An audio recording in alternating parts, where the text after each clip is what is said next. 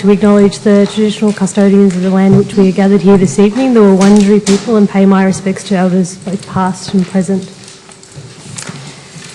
Item 1 is membership. It is as listed in the agenda. Item 2, apologies. There are apologies from Councillor Lawrence, who is on approved leave of absence.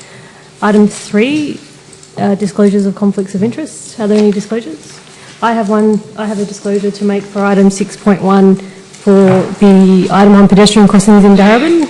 There are 2 sites listed in the top 25 that I either live nearby or own property nearby. That applies to me as well. It applies to you. Would you like to disclose a conflict? Well, yes, in that case, I'd also like to disclose a conflict of interest for item 6.1 due to living very close opposite to one of the crossings listed. Thank you. Are there any other disclosures? No. Item 4, confirmation of minutes of council meetings held on the 17th of July 2017 and the special council meeting on the 24th of July 2017. Thank you, Councillor. Moved by Councillor Messina, and a seconder. Thank you, Councillor Rennie. All those in favour? That's carried. Item 5 is question and submission time. There have been a couple of questions that have come in via the online website. The first question is from Serena and Neely. So, Serena isn't with us this evening, so I'll read out her question.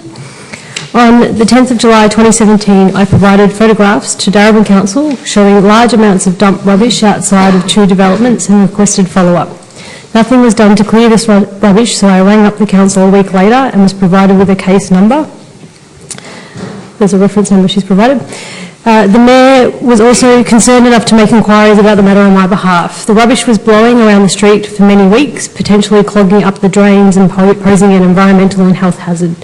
More than 3 weeks later, and on 2 separate occasions, the council used its own staff and borrowed a bobcat to remove the rubbish for free.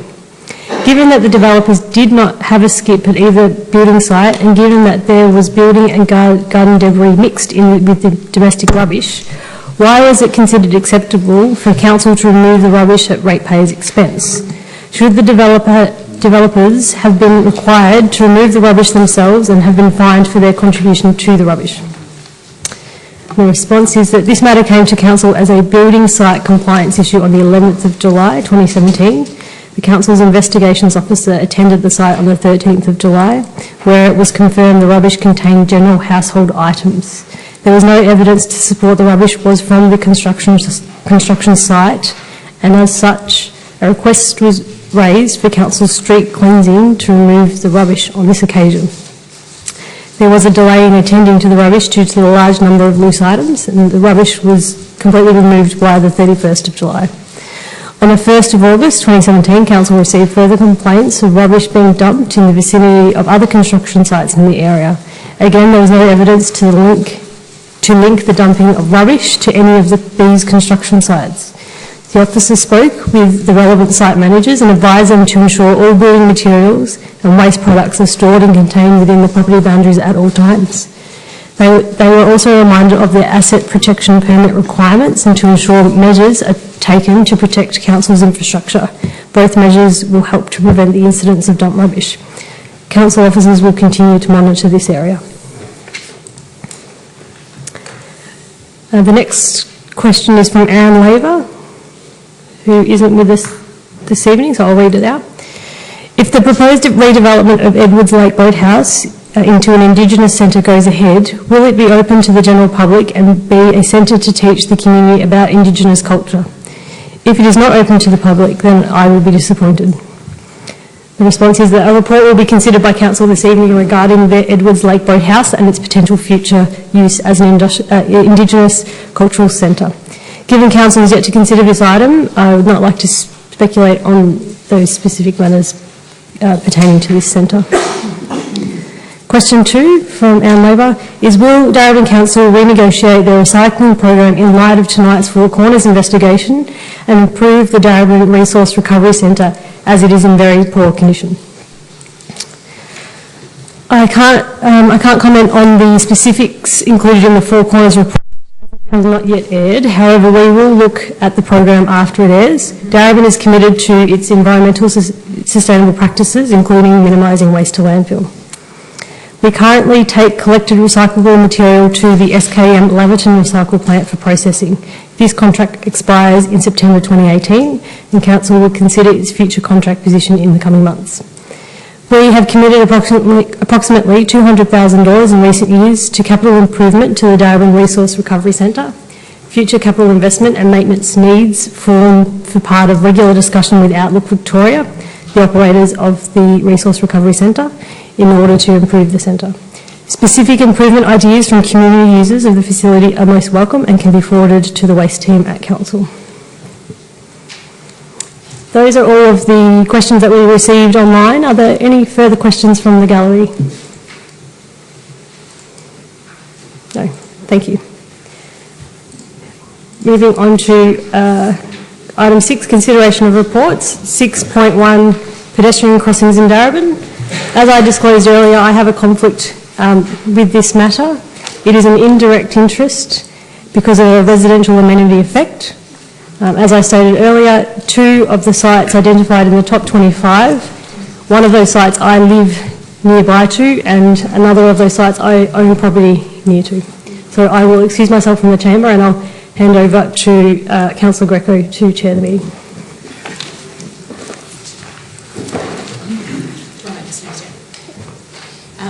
I also have a conflict of interest for item 6.1 and it's an indirect interest because of a residential amenity effect with one of the sites listed being very close to my home, which I own. I'd also like to declare a indirect interest because of residential amenity effect. I own property on Miller Street, Thornbury, so quite close to one of the sites. Thanks.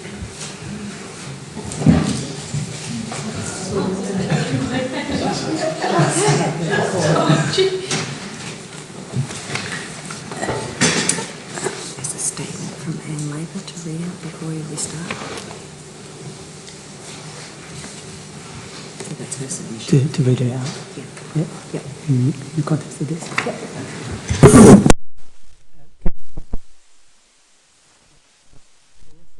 That's enough for a quorum. I'd just like to read out a statement here. I'd like to thank the Darebin Council for implementation of the pedestrian crossing throughout Darebin and hope that in the future one crossing is placed along Dennis Street, Northcote, near the Northcote Plaza. And that was a statement from Anne Labour from Northcote, who's not attending the meeting here tonight. Okay, Councillor, 6.1. We have a report and we have a mover, Councillor McCarthy, seconded by Councillor Reddy. Councillor McCarthy, would you like to speak to it? Thank you. I think it's quite ironic, but perhaps not a surprise that a report like this triggers so many councillors to have to actually get up and leave the room because it is far-reaching, broad, and important on a whole range of fronts. What this report does is that it takes the work that council has undertaken. It's in fact work that's been in progress over a number of years, but we've really stepped up the pace within this term, looking at where the appropriate locations are for council to prioritise signalised pedestrian crossings and where we need to advocate very strongly to particularly state government and in some cases Vic Roads and also the combination of the relevant state ministers and local members to ensure that we get the pedestrian crossings that support our principal pedestrian network.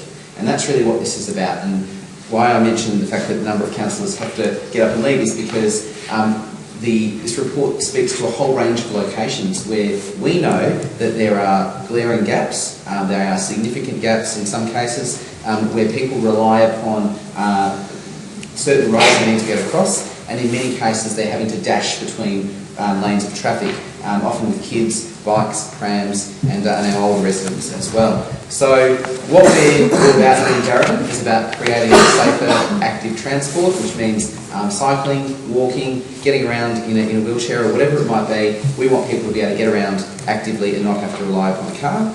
And in order to do that, we need the infrastructure that delivers that. So as councillors would see from the recommendation, there are a series of crossings which our officers have identified that should be prioritised for council funding commitments, and that will be in 2017, 2018. I'll just mention them here. There's Separation Street near Brevington Way, Edward Street near Daventry Street to Carberry Street, Separation Street near Oamaru Street and Thames Street, and Regent Street near Robinson Road. Now they're the ones that are on Darebin roads. We have control of them, we can fund those, and they are significant investments in the order of between 80,000 and in some cases even up to 200,000. There are a number of other crossings though that we've identified which are part of the top 25 identified sites, and these come under the control of Vic Roads, and so hence we are stepping up our advocacy tonight by moving this motion to say that these crossings are essential. We rely upon Vic Roads to both agree and to fund these crossings, but by virtue of getting behind these crossings, we will see hopefully an opening up of safer routes for our local residents to get around, and that connects them up to work, to school, to recreational opportunities, and simply to be more connected. So it's all there in the report, and hopefully we get a positive result from the relevant state members. Thank you, Councillor McCarthy. Councillor Rennie, as a seconder. Yes, I'm delighted to second this report and the recommendation tonight. Safe pedestrian crossings are essential if we're to get more people out of cars and walking, and that's a key thing that we seek to achieve in our council plan. With over 500 kilometres of roads in Darebin, we want to make sure that those roads actually don't act as barriers to people walking and getting where they need to go. I would like to particularly thank the council officers who have been involved in the work that's resulted in this report tonight, because I think that there's been an incredible effort to make sure that the report that comes before us is evidence-based, that it's not based on opinion or just about where people have said they need a crossing. It's based on a very careful and considered piece of work looking at the volume of cars on roads, the number of pedestrians crossing, and so that analysis has been brought to bear on all the roads in Darebin to actually look at what does the evidence tell us about the places in which we need more and safer crossings for our community. Obviously we might want to build crossings everywhere, but we don't want crossings to become barriers to active movement of vehicles either. This is a really good approach, very sound, and I think it's commendable that the officers have taken this approach. It enables us to move beyond a situation where we're just putting in crossings because a lot of people say we need a crossing here or there, which is always a risk. So I think having more crossings will be a significant contribution to the principal pedestrian network in Darebin. They will have high visibility that will encourage more people walking. And one of the things we know is that when people start walking, more people follow.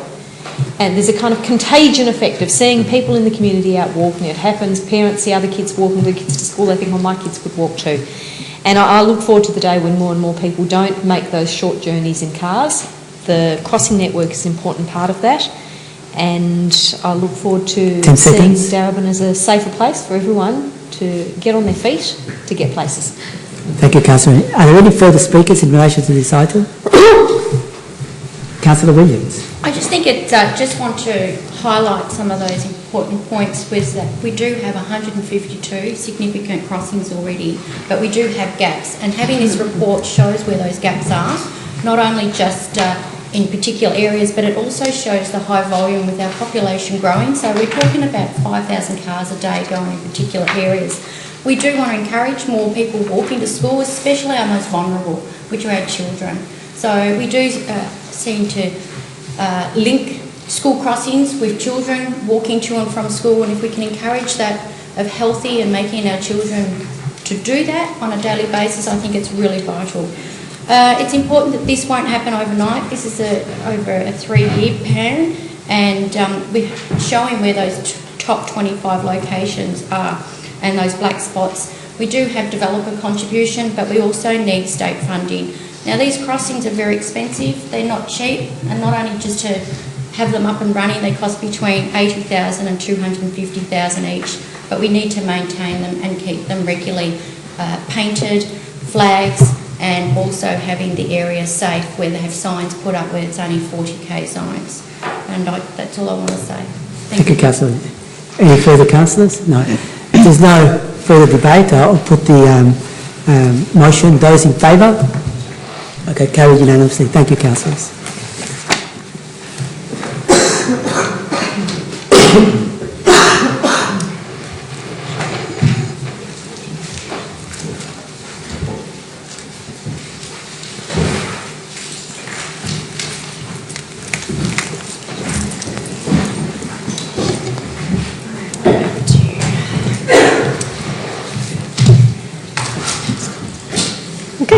Item 6.2. Preston Business Advisory Committee membership and amended terms of reference.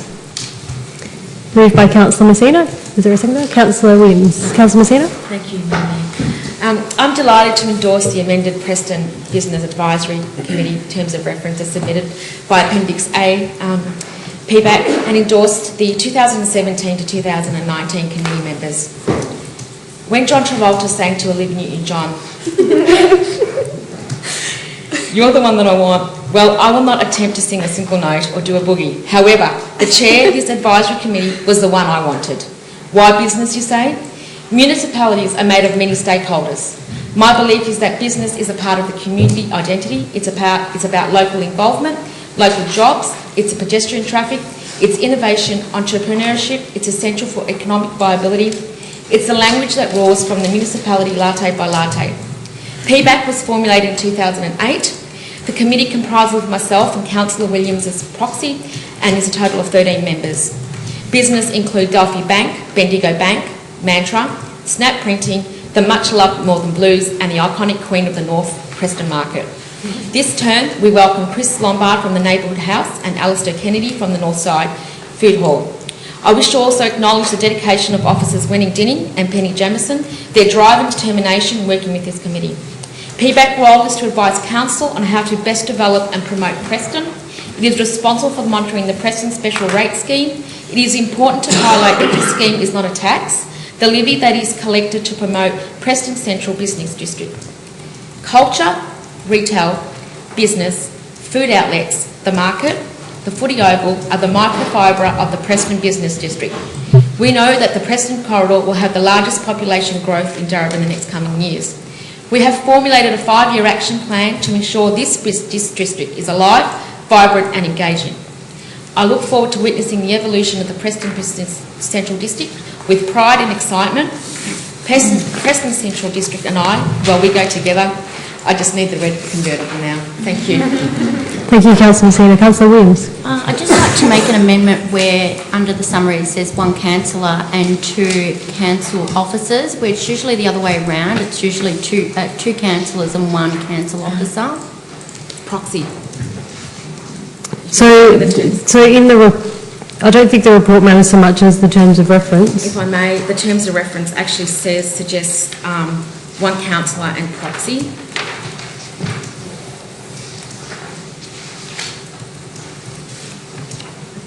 On page.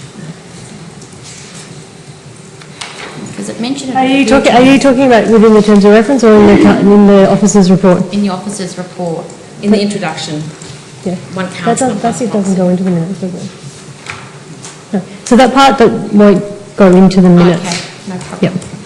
I just want to mention one thing, that we still have 2 positions available for any businesses out there that would like to come and join the Preston PBAC. We still have 2 positions available at this point in time. That's the only addition. Thank you, Councillor Williams. Are there any further speakers on this item? If not, I'll put that to the vote. All those in favour? That motion is carried.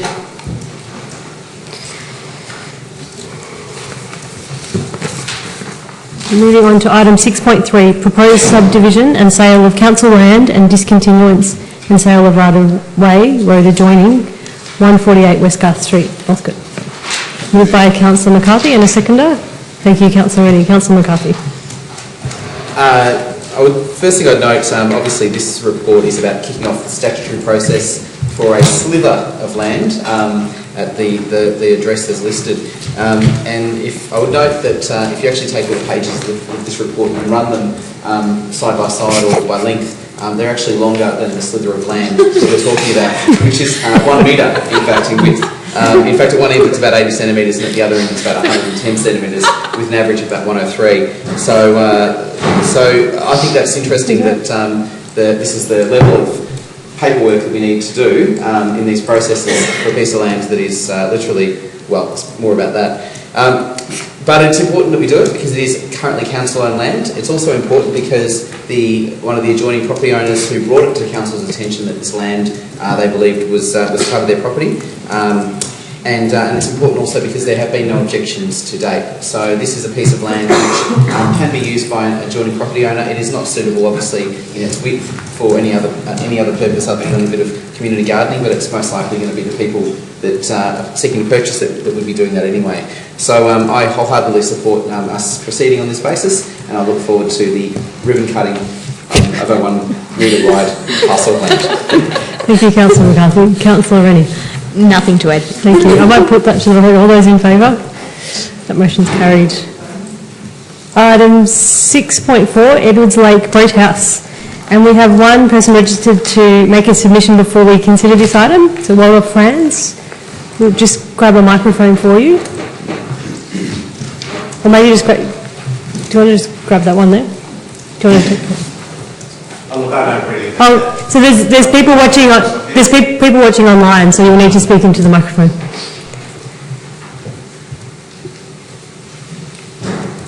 It's the hearing where I have difficulty. Thank you for your patience. I'd like to apologise for both Cole Hunter and Charlie Wilmore, who unfortunately were away on hospitalisation, and was a last-minute cancellation for them. They would have spoken about the need for this centre, and also just point out that the report here does not cover the need for administrative officers, which are also a requirement for them. The various other aspects of it are a bit of concern is the integration with the master plan for the lake. The vision is to incorporate a Dreamtime theme within the immediate, if not broader, precinct. And it would be seen at the moment that, okay, we can make a comment when it's out for public release. But that would indicate then, if it comes up as an option, it may need to go back out for public comment again.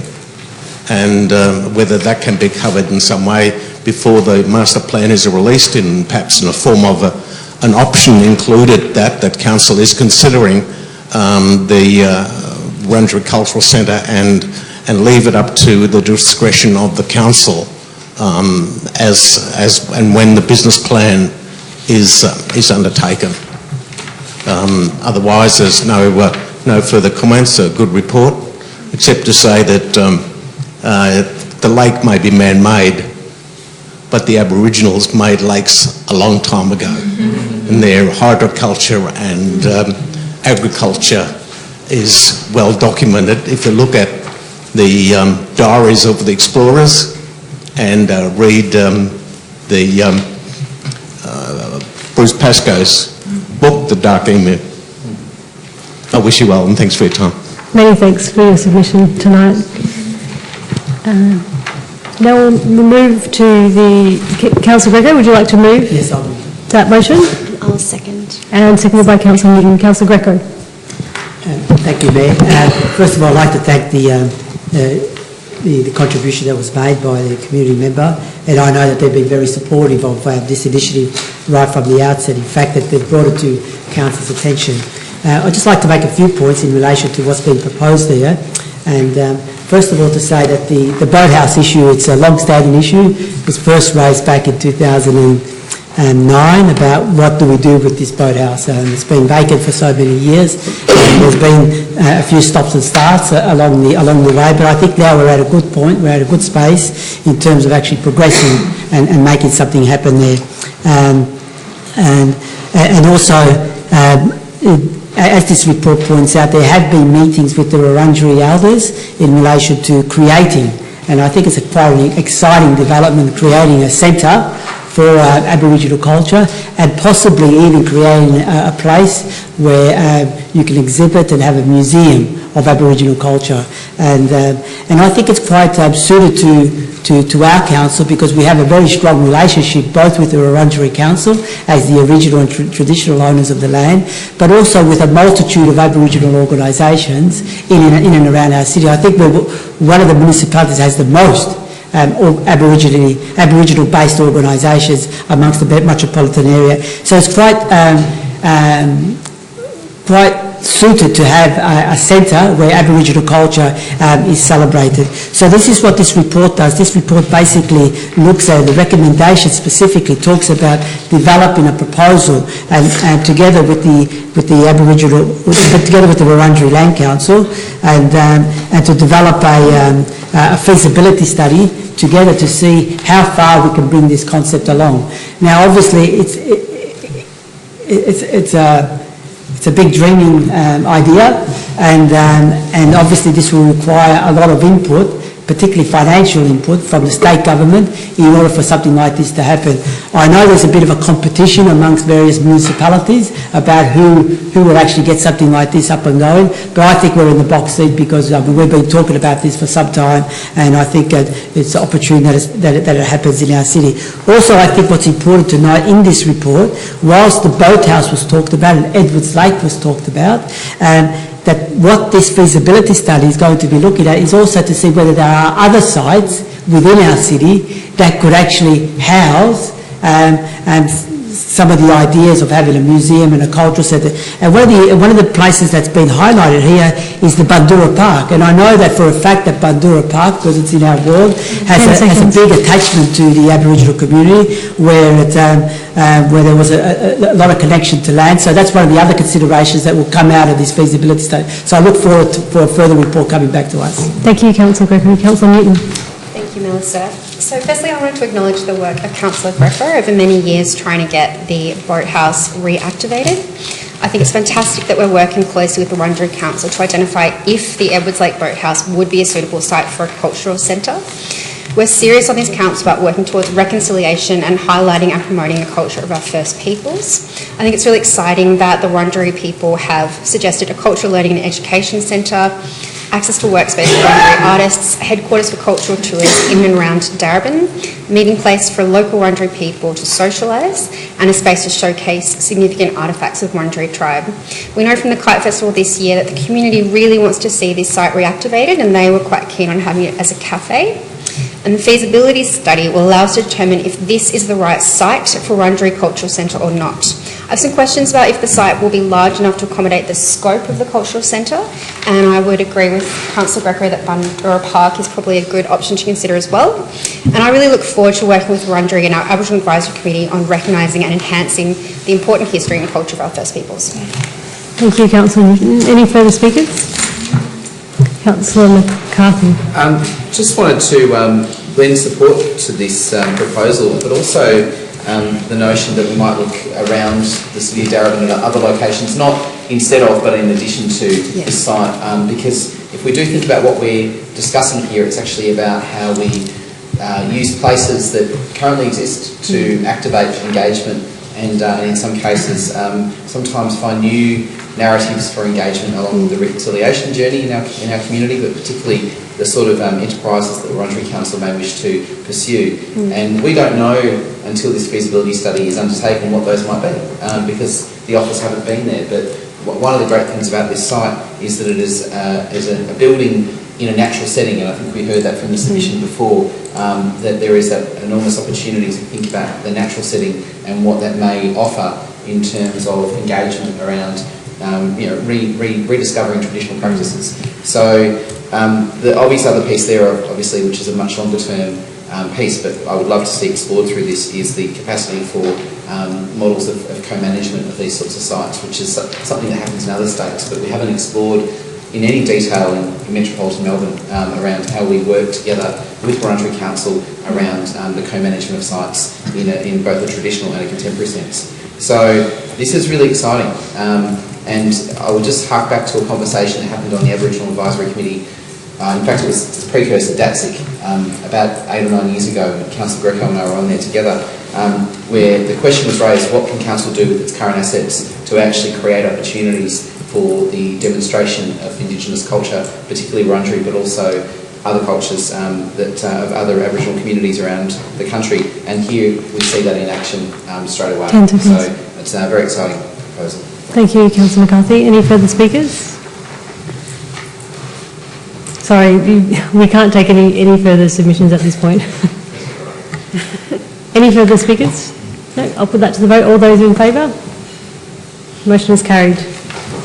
Moving on now to item 6.5, welcoming cities. Councillor Greco.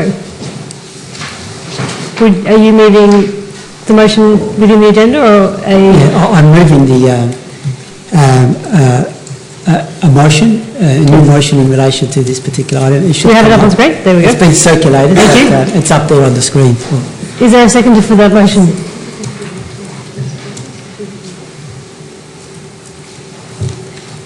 Can I, I'm happy to second, but wonder if Councillor Greco would accept October rather than September, just because I think that September in terms of the request of staff might be a bit fine. Could we make the date October 2017? I'm happy to accept. Yeah.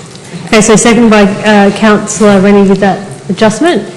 Councillor Greco, would you like to speak to the motion? Yeah, thank you, Mayor, again. Look, and thank you, councillors, for making that adjustment so that they'll get some more time for something to come back to us. Look, as the report says, this is a bit of a new, or sort of a new and old initiative of council. What's been proposed here is, first of all, is that we endorse becoming a member of Welcoming Cities. First, let me tell you a little bit about what Welcoming Cities is. Welcoming Cities is an initiative by the Scanlon Foundation, which is a foundation that interests itself around diversity and multicultural societies. And what they've done is that, because we talk a lot about these issues, but what they've done is that how do we actually implement concepts of multiculturalism or interculturalism into a city. And so what they've developed is basically a framework, if you like, or a set of standards, and it's in the attachment here of to the report, where it sets out for local government the sort of achievements that it needs to strive for in order to truly make its city a multicultural and a welcoming city in that sense. Why do we need to, the question is, why do we need to do this, given that council's already got a bit of a legacy and a bit of a tradition in relation to this space? Well, the reason that we need to do this is because if you look at the 2016 census, Australia is actually becoming more multicultural. You know, from 2001, it was around 20% of people from a cold background. In 2016, in the latest census, it's actually increased to up to 27%. So the work is not complete. So when you think of a multicultural city, and as the city becomes more and more multicultural, it has greater and greater implications in terms of policy and in terms of the practices of a council in properly in truly reflecting the multicultural makeup of our city. What this policy does, or for us in embarking on this policy, is that it takes a whole of council approach. So it's developing multicultural or intercultural policies around, not only in relation to social inclusion in the social sense, but also looking at economic development, looking at civic engagement, physical structures and infrastructure planning. So right across the council, looking at recruitment. Does our council reflect the community that it serves? I would say it doesn't. So there's some of the issues that we would need to actually work through, and I think that these standards that are set out as part of this strategy enable us council to work step by step and actually start to improve its performances in this place. Also, the value of it is that it's externally audited, so that we actually receive accreditation and we receive a check from other councils. And finally, the idea of setting up a reference group is actually enable us to monitor and to facilitate the process as we move down the path of implementing some of these strategies. Thank you, Councillor Greco. Councillor Rennie. Thank you, Mayor Lasserf. I think it would be fantastic for Darebin to join this internationally recognised kind of movement towards becoming a welcoming city. I think it's particularly important in the context of federal politics that have actually become so unwelcoming. And I think in the context of living within a society where our federal government has sent out a banner across the sky saying you're not welcome here, that the role of cities all over Australia in sending out a different message, which is one of welcome, is doubly important. Welcoming Cities supports local councils and community leaders through a network which is built around knowledge sharing, partnership development, standards and accreditation, and celebrating success. And in fact, migration is an enormous success story in Australia, and over the next 35 years will contribute $1.6 trillion to GDP in this country. And there are so many economic benefits and social benefits in terms of the richness of welcoming people into our community and the benefits that flow from that for all of us. So on that basis, I think it's terrific for Council to embrace this initiative. Council staff are on board. I think people at Council at all levels will be on board, and I think Darebin Council has enormous potential to move very quickly through the stages of accreditation and become a leadership council and be able to spread that message to others. And I think that that's how we're actually going to rebuild Australia as a welcoming country in the context of the terrible federal politics that we see today. Thank you, Councillor Rainey. Are there any further speakers? Councillor McCarthy. I'm going to speak in favour of this. Obviously, I think this is a bit of a no-brainer for Darebin, but I think it's worth picking up on what Councillor Rennie's just said and giving that a little bit more weight, which is actually the fact that, once again, this is an example of cities leading when it comes to significant social issues. And I don't think we should underestimate what that means. The failure that Councillor Rennie described at the federal level to be constructive and positive and effective in terms of dealing with the endemic issues of racism, the growth of an anti-migration movement in Australia, and even other social issues such as we saw today with the federal government being incapable of moving forward in relation to the same-sex marriage debate, just reminds us that despite the fact that we regularly get told by the commenters on the Herald Sun website that we should stay out of these sorts of issues because we have no place in them and we don't have the legislative powers, that's actually not what this is about. This is actually about leadership, and it's about presence, and it's about movement.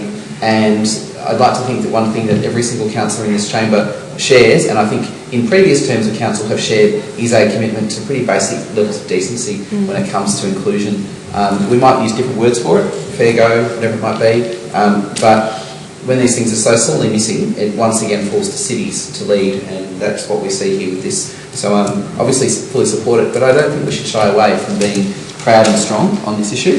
And obviously, as Councillor Rennie says, Darebin is in a unique place to lead and partner with other cities around the country to move in this direction as well. Thank you, Councillor McCarthy. Any further speakers? I'll put that to the vote. All those in favour? That motion is carried. Item 6.6, proposed relocation of 3K&D Coolangatta Indigenous Radio to the former Preston Police Station. Moved by Councillor Rennie, and a seconder? Happy to second. Thank you, Councillor Rennie. Would you like to speak to the motion?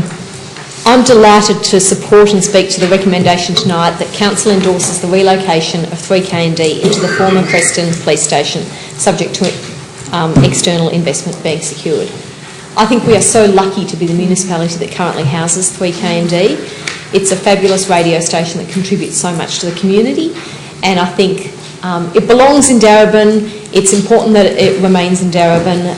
They've had to move out of their site in Mary Street, and it's fantastic that Council has assisted them to identify a site close by which would be suitable. The former police station isn't being used, and 3K&D are actually going to negotiate with state and federal governments to attract the funding which will actually make that location suitable. I think it's fabulous that 3K&D remain in this area because so many of the Aboriginal services and organisations are in this area, and they provide strong linkages with the radio station. It means that people who appear on the radio station can go in, they can do their segments on the radio, and of course we have such a significant Aboriginal and Torres Strait Islander community here in Darebin. So 3K&D, 3 Cool and Deadly, has been in existence for many years. I've had the privilege, I suppose, to actually be on the radio station myself talking about harm from gambling, and it's been a welcoming and a fabulous radio station, I think, to get community messages out, to speak to people, to play fabulous music that people mightn't be able to hear anywhere else. It's a kind of one of a kind. I think we're very lucky to have it in Victoria, and as I said, in Darebin. So there are all plus sides for this. I commend the recommendation to you, and look forward to seeing the police station turned into a new home for 3K&D. I think the the lovely irony, I suppose, of turning a police station into a radio station for Aboriginal people. Given the poor track record historically the police might have had, I think that makes it doubly special that we're able to facilitate this move. Thank you, Councillor Rennie. Councillor Newton. Yes, I think really echoing Councillor Rennie's statements. I think when this was raised at the Aboriginal Advisory Committee, I think it was very much that sentiment of an old police station may at first seeming like a challenging place, members of our Aboriginal and Torres Strait Islander community to have as the new home of 3KND, cool and deadly. But I think it makes a lot of sense, and I think the site can be reclaimed for a positive purpose. I'm sure there'll be a lot of smoking ceremonies, but I think it's absolutely worth it. I think it's wonderful that we can have the radio station just around the corner from here, close to public transport and services, and right in the heart of Darebin.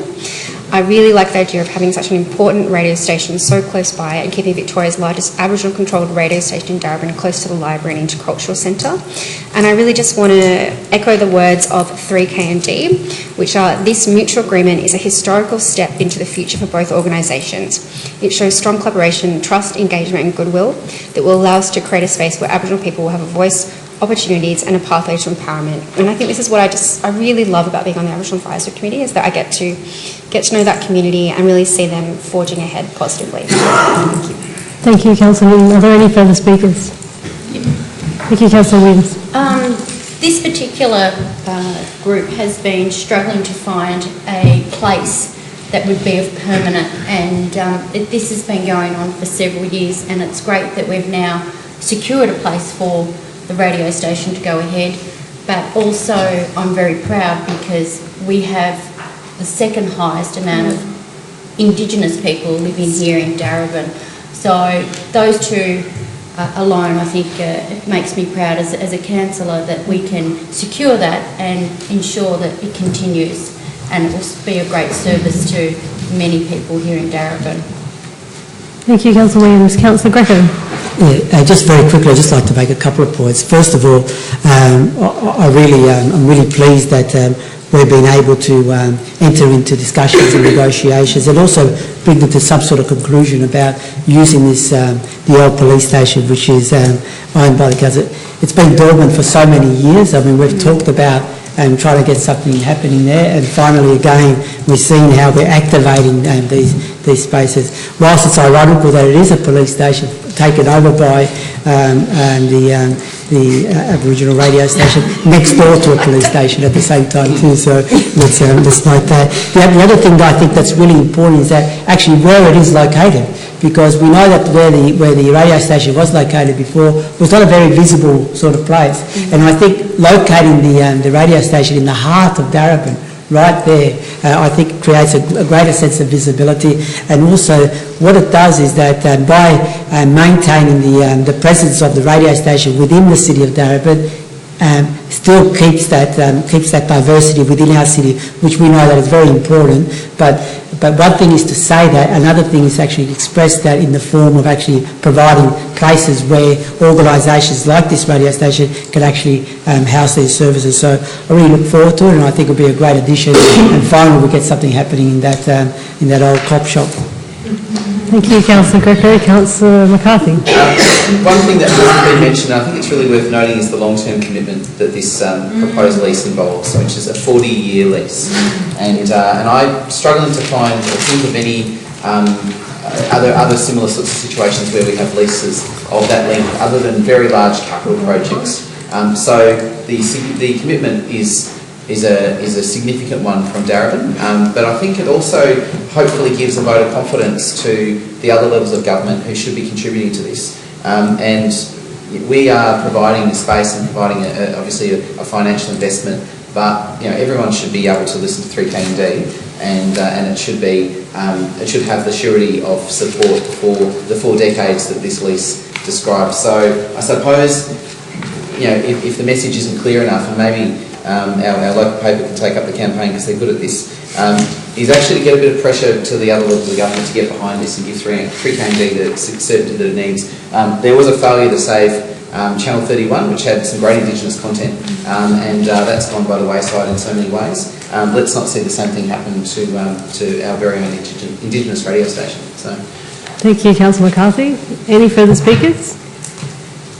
No? I'll put that to the vote. All those in favour? Motion's carried. Item 6.7, External Communication Activity Report, January to June 2017. Moved by Councillor Neer and seconded Councillor Messina. Councillor Neer, would you like to speak to the motion? So this is part of our regular reporting requirements, but it's interesting to see how the committee has been responding to the council and the communications, and also just to see in numbers the huge amount of work undertaken by our communications team, so thank you very much to them. So some of the interesting things in the report here is looking at the community satisfaction with council. So it's currently just over 7 out of 10, which is not too bad. It's slightly on the up. Hopefully we can see that increasing over the coming years, hopefully, if we can deliver here on council. It was also interesting looking at the ways that people like to connect with council, and the most dominant way continues to be traditionally through letterboxes. So letterbox letters, or through the local paper, which is delivered in people's letterboxes, Darwin Community News, which is hard copy. So that will certainly continue to be in my mind as someone of a perhaps slightly younger generation who isn't really into bits of paper, would much rather just have everything delivered to me into my inbox. It's really good to have this data to be able to make those decisions, to be able to make sure we can connect with all of our community. It's also great to see the high level of satisfaction that the community has with the communications, particularly things like Darwin Community News, with over half of the people responding to our survey saying that they went along to a community event as a result of seeing things in Darwin Community News, and also giving positive feedback to the council around our advocacy work, speaking out against racism, as well as keeping people in the loop about what's happening in terms of events, other transport issues such as the level crossing removal, and giving people new ideas for ways they can get involved or participate in sustainability initiatives in their home. I'm also really proud of Darwin's work in making communications accessible to people who speak different languages at home through our translation program and policies. And to see that we're getting increasing engagement on Facebook, through our website, that people know that they can come to us and get information when they need it. So thanks very much for everyone who's put in all that work over the last 6 months. Thank you, Councillor Neer. Councillor Messina. Thank you, Madam Mayor. Thank you. I've got my glasses on, sorry. Thank you, Councillor Amir, sorry. Just wanted to add, communication is the response you get. We're very proud of our diversity here in Darwin, and we have a significant number of percentages of our municipality with no internet access. I'm interested in the communication that targets the micro-demographic so that the voices of that minority can be heard. I'm also interested in the future action plan based on the cold communication research, the undertaking of the audience channel and segmentation analysis, and the complete website design refinements. Thank you. Thank you. Are there any further speakers? If not, I'll put that to the vote. All those in favour? Motion's carried. Moving on to item 7, consideration of responses to petitions, notices of motion and general business. There is none. Item 8, notices of motion. There are none. Item 9, urgent business. Is there any urgent business? No. No urgent business. Item 10, general business. No general business. Item 11, petitions. Councillor Recco. Mayor, I have a petition. There should be a motion, but anyway, but I'll read it out.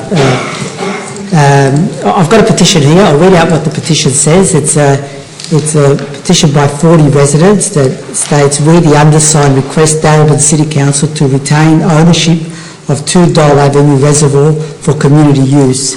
This is the original copy of the petition here, and I move, councillors, that we receive the petition and that we refer to the petition to the CEO, and that the CEO consider the petition, and I understand also that there's some work associated with 2 Dole Avenue, a review, and that petition be taken into account in relation to the outcome of that review. Thank you.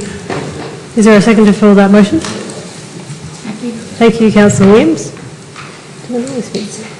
No. Do we vote? We vote. Yeah. To accept it. But we don't debate. No. So all those in favour to accept that motion is carried.